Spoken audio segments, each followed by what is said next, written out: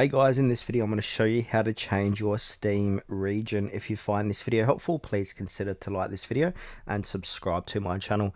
In saying that, let's just jump straight into the video. Okay, so before I start the video or the tutorial, changing your region on Steam isn't something you can just click a switch anymore. So Valve has tightened the rules to stop abuse, but you can change it, but only under specific conditions. Now, the only really way and the safest way to do it without the risk of you losing your account is to use a local payment method. So what we want to do is go to the store and go ahead and purchase a game.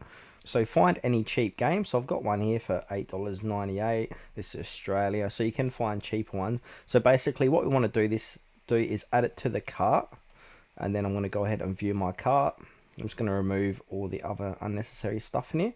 And now, as you can see here, it's going to say estimated total.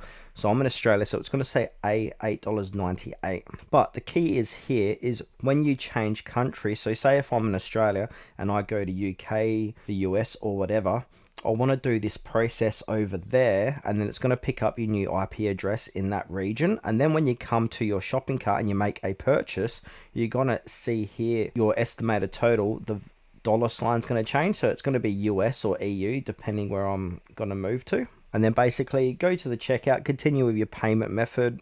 So go continue the payment method. Make sure you're obviously in the correct country that you've moved to. And then Steam is going to detect your IP location and your payment method country as well. If both matches, your region will change.